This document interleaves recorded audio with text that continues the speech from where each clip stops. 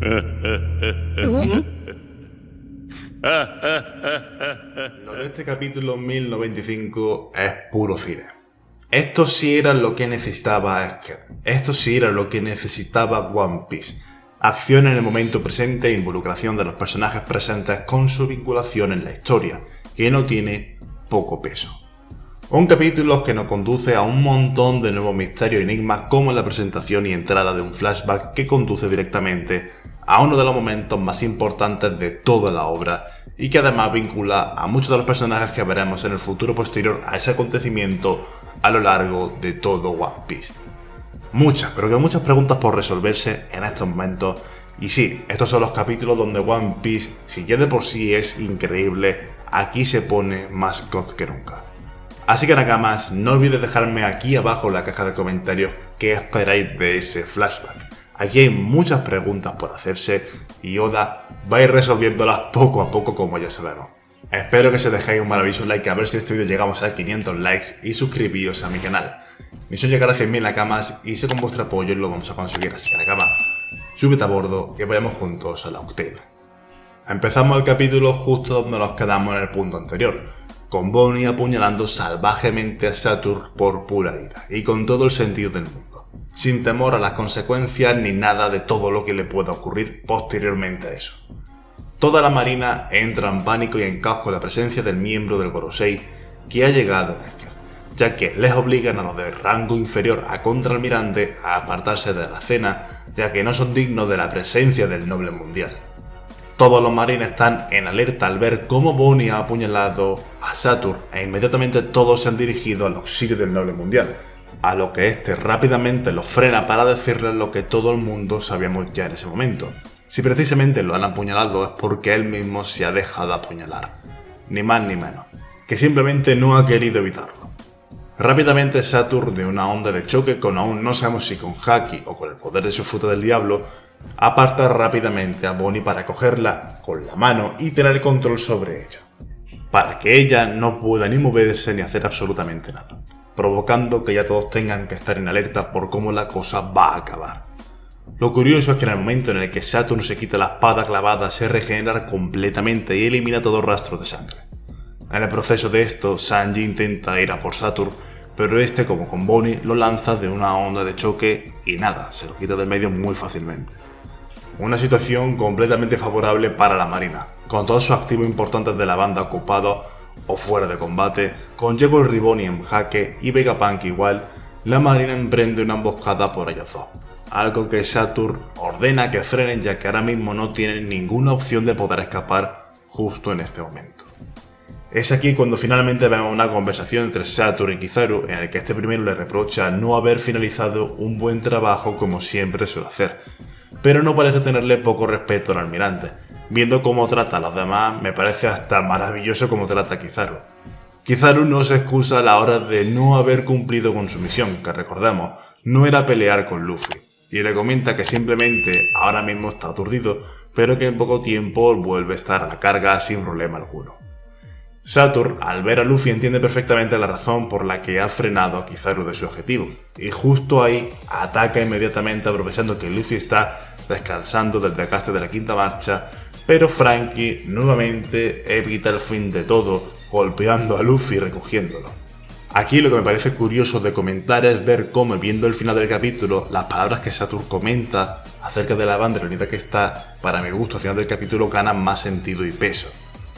Saturn comenta que la presencia de los dos capitanes supernova ha sido completamente inesperada para ellos, y que pese a que lo tengan imposible por las circunstancias que hay en toda la marina rodeando en la isla, les gustaría ver cómo intentan escapar de ahí, dejando en claro que por esa parte sádica que tiene y cruel propia de un noble mundial.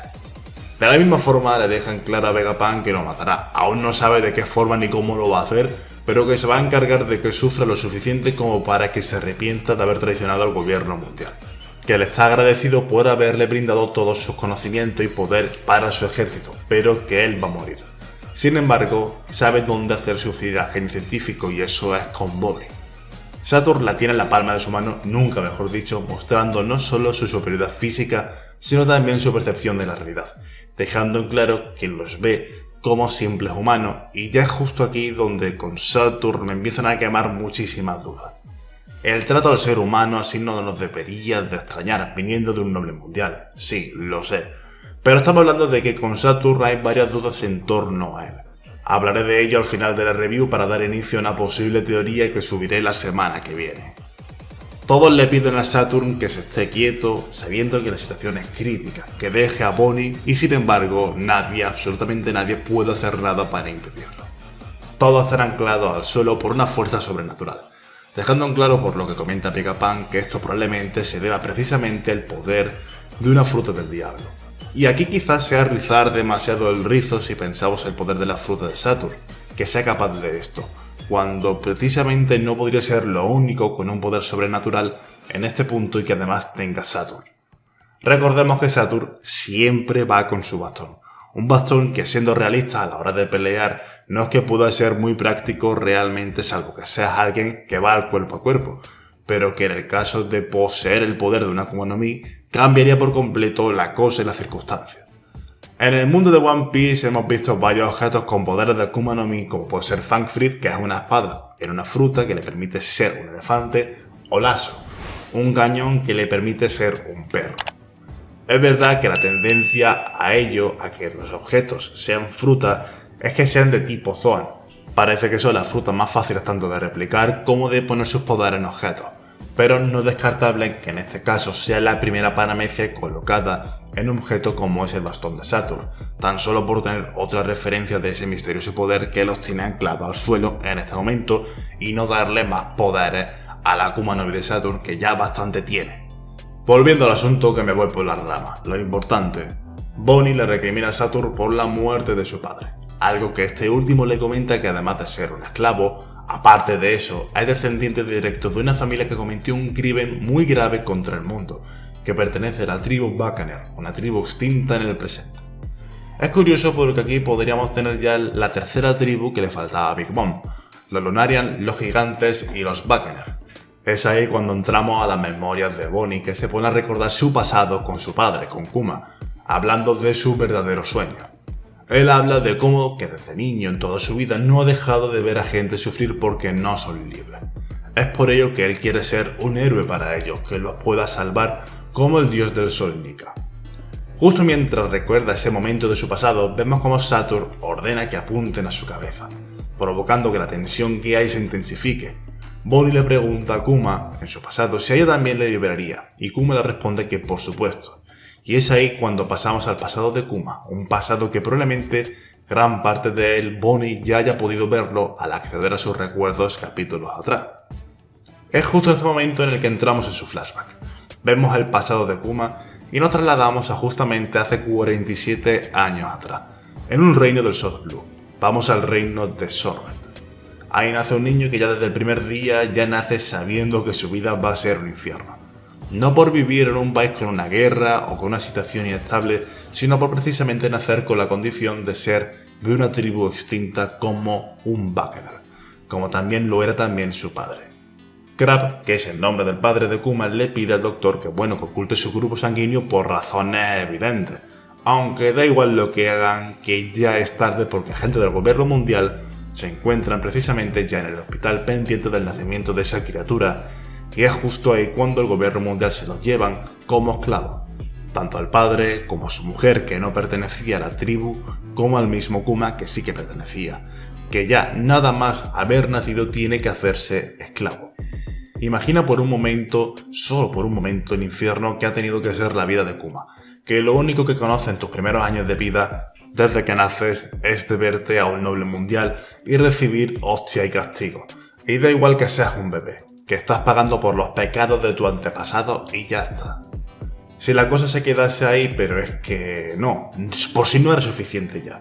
Su padre le confirma al poco tiempo que su madre ha fallecido, y a los pocos días cuando su padre y él se reúnen, que le comenta acerca del dios del sol Nika y acerca de que es algo en lo que cree toda la tribu Buccaneer, un noble mundial le pega un tiro a su padre delante de él y se lo carga. Y aquí uno como Kuma no gana para traumas, el pobre nació traumado y va a morir traumado. Las cosas como son y no me extraña. Te matan a tu madre, te matan a tu padre, te hacen esclavo desde que naces. Tela con Kuma. Tras ver el cúmulo de traumas para Kuma, pasamos a 38 años atrás, donde todo el mundo está pensando en God Valley. Y es que toda teoría que se hiciese en aquel momento se queda en anécdota para la realidad de cómo realmente ha sido todo esto. Si ya antes la teníamos asco al gobierno mundial, aquí ahora mismo más aún que nunca. Estamos en el West Blue, que es donde se encuentra God Valley. Es donde el gobierno mundial, en esta ocasión, va a hacer su tradicional cacería humana que se lleva cada 3 años en un país del mundo, esté afiliado o no esté afiliado al gobierno mundial. Y en esta ocasión, por razones de la vida, le ha tocado ser a God Valley, por 2 razones importantes.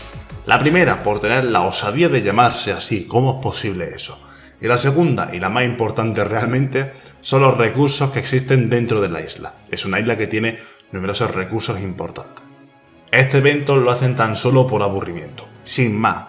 Se dedican a masacrar toda la población civil existente de la isla a modo de competición para que los inútiles de los nobles mundiales se entretengan y crean que tienen algo de poder. Es una competición en la que parece que el que más nativos se farmea gana, más aún teniendo en cuenta que es una isla no afiliada al gobierno mundial y que le iban a tomar en su posesión. Curiosamente, cuando se está anunciando el inicio de la cacería y todo esto, vemos que detrás del noble mundial que lo está anunciando hay 6 cofres. Esos cofres me recuerdan muchísimo al cofre en el que estaba la Gomu Gomu no Mi, o mejor dicho, la Ito Ito no Mi.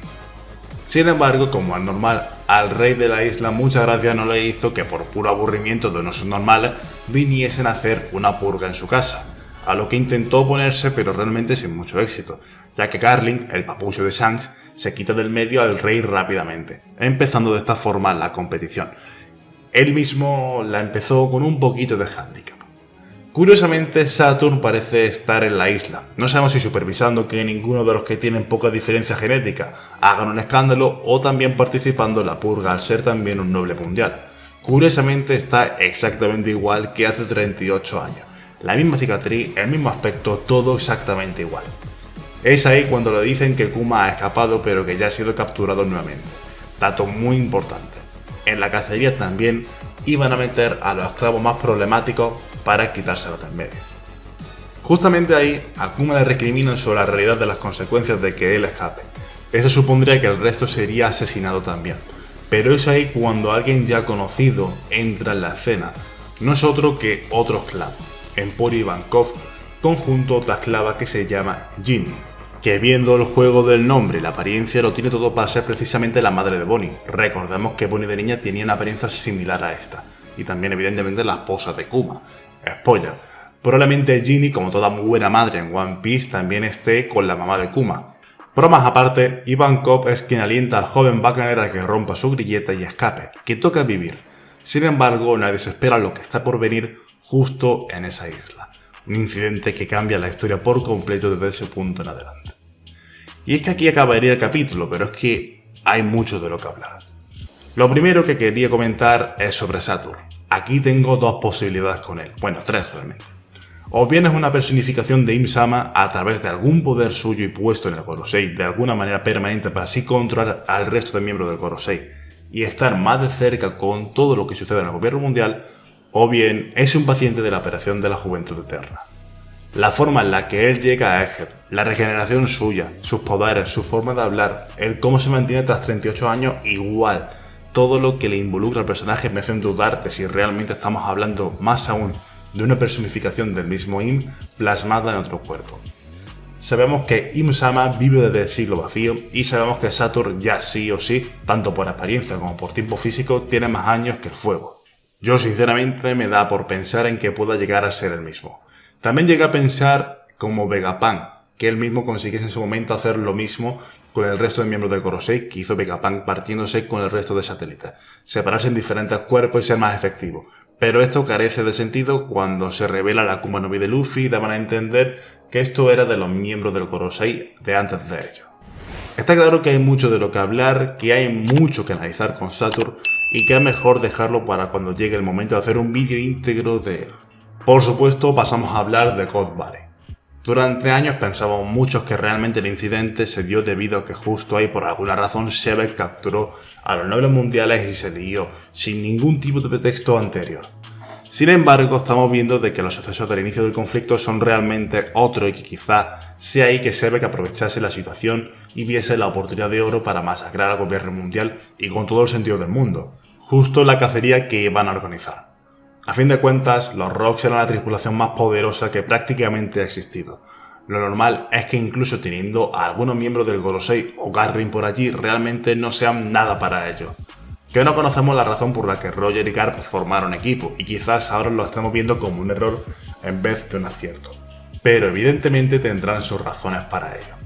Sea bien por una cuestión de saber que permitir esto se irá a llevar al mundo a un caos inasumible, o bien sea por otras razones. Pero queda claro, y más ahora que entramos en el incidente de God Valley, que veremos todo acerca del incidente más importante de los últimos años del mundo de One Piece. Un incidente que de forma directa ya va a formar lo que viene siendo el inicio de la estructura de la Armada Revolucionaria, anteriormente conocidos como luchadores libertarios. Si ya aquí tenemos a Akuma y Ivankov, lo más probable es que Dragon en aquel entonces, que tenía 17 años, también estuviese por ahí. Y ver la decisión de su padre lo llevó a hacer todo lo que hizo. Confío muchísimo en la idea de que probablemente Dragon en el pasado fuese un marine y que tras ver todo lo que se lió aquí, decidiese cambiar por completo y enfocar su vida a una nueva causa en la que él quisiese cambiar el mundo. También de aquí yo saco más posibles vinculaciones, como la posibilidad de que otros personajes como Crocodile tengan su origen precisamente en God Valley. Es algo que el lunes en una teoría lo explicaré mejor con muchísimos más detalles que por aquí. Y también a saber cuál es el crimen cometido por los Bakaar, algo que espero con ganas que se revele ya en el manga porque creo que es muy interesante que se mencione esto y que además estén vinculados a un crimen muy grave. Por mi parte, poco más que comentar en este video Nakama. Espero que os haya gustado, de ser así dejad un maravilloso like, que no contéis suscribirse a mi canal. Perdona si estoy con la voz un poco regulera, estoy malo de la garganta, pero bueno, se hace lo que se puede. Poco más que decir, un gran saludo y nos vemos en el siguiente vídeo. Hasta la próxima Nakama, yo seré el rey de los piratas, que no os quede duda.